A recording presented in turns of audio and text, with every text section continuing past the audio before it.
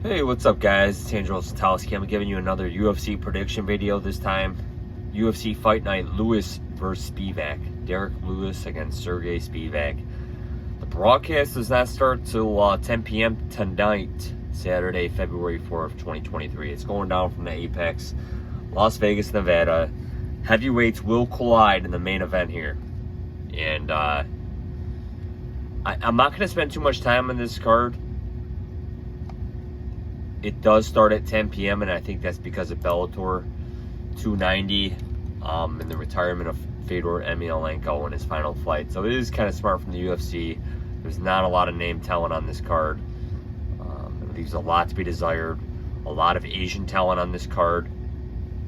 And some guys that competed to get into the UFC, I want to say in that Singapore card last June, and now they're fighting here in Las Vegas.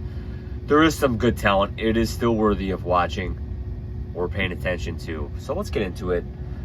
Taira against Jesus Aguilar. I don't know anything about Aguilar here.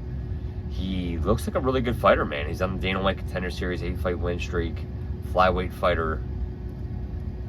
And, man, this guy's a finisher, man. I am looking forward to seeing him against Taira here. And Taira's getting a lot of respect here on the betting line, man. This guy is on a 21-fight win streak. Jesus Christ. Beat Carlos Candelaro, CJ Vergara. Just absolutely dominating fights, man. And he is currently sitting at a minus 1050 here on 5 dimes. My God. But my pick will be Taira by submission. Yong Park against Dennis Tylulin. And Tylulin, I believe he picked up a win over Jamie Pickett in his last fight, and I'm not surprised. This guy's a heavy striker, man. And he's going up against Yong Park, who I think is a serviceable fighter here. You know, he's coming off some nice wins over Anders and Holmes. And I'm going to pick him here, too. Pick up the win, but it will not shock me one bit if Dennis Tylulin picks up the win, just because this guy's a strong striker, man. And if he can hurt you, he can put you out. Ji Young Kim against Mandy Baum.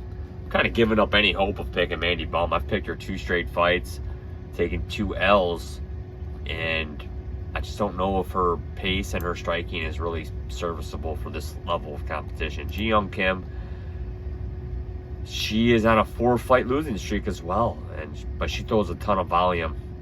I mean, I'm going to go with Kim here, man, but I just don't know how you could bet this fight.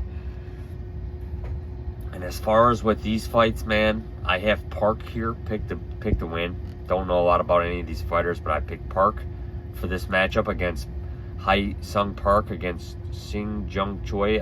I have Park picked. Nakamura against Kazama, I have Nakamura picked. Zai against Ji Young Lee, I have Lee picked for this fight. Jubilee against Saragih, I have Saragih pick. And that was a fight I originally had Jubilee picked, but I'm on Saragih in this fight. Kinoshita against Fujit, and I have Kinoshita picked to win. So going up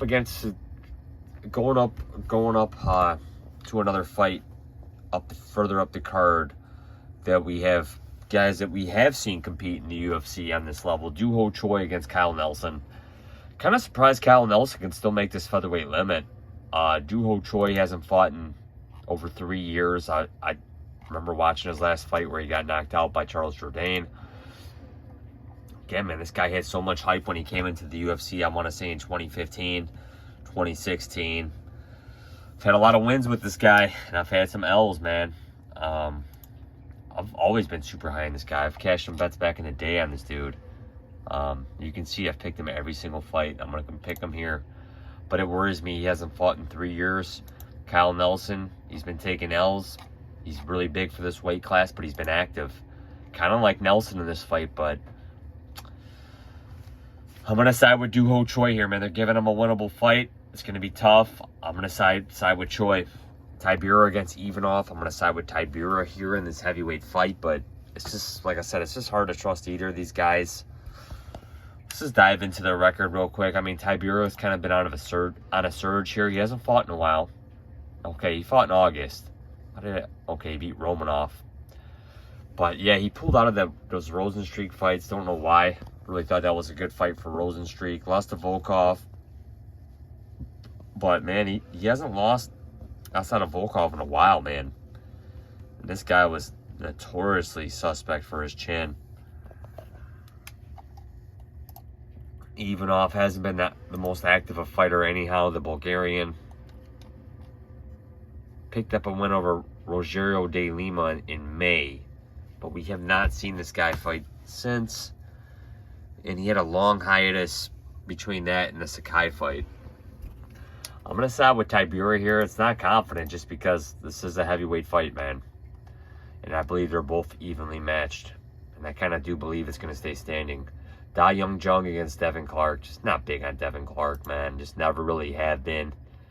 I mean, I guess the highlight of his career is headlining a fight night card against Anthony Smith back in the day. Lost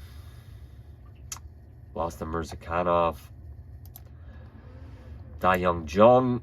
This guy's a good Korean fighter, man. He's coming off that loss to, what's his name? And I had him picked here. I did have this guy picked here. Against, Dustin Jacoby. That's who it is. Yep, Dustin Jacoby.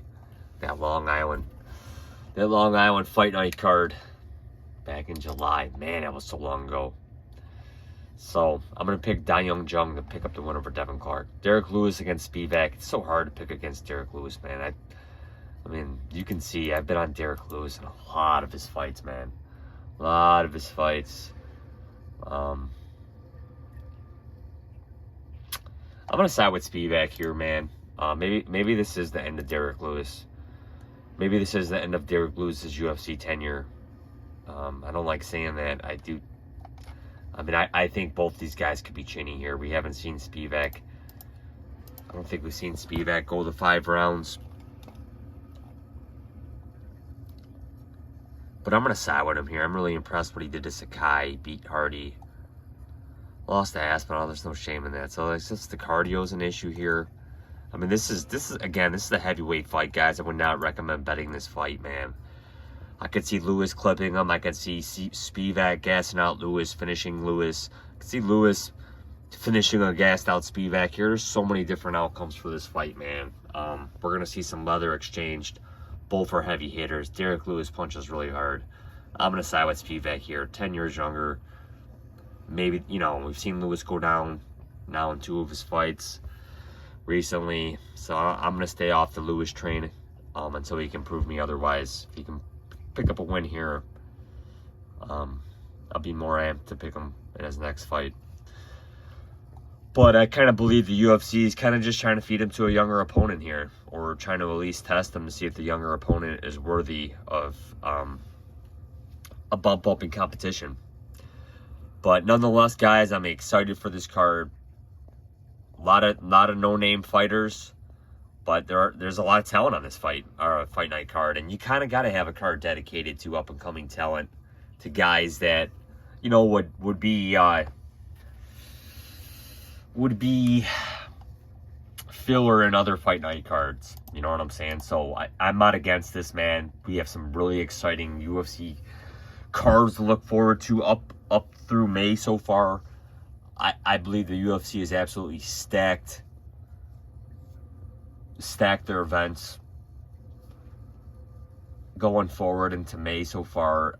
I like when the lighter weight classes headline the cards. We'll get into that in a second, but just giving you my picks: Spivak, Jung, Tybura, Choi, Kinoshita, Saragih, Lee, Nakamura, Park, Kim, Park, and Taira.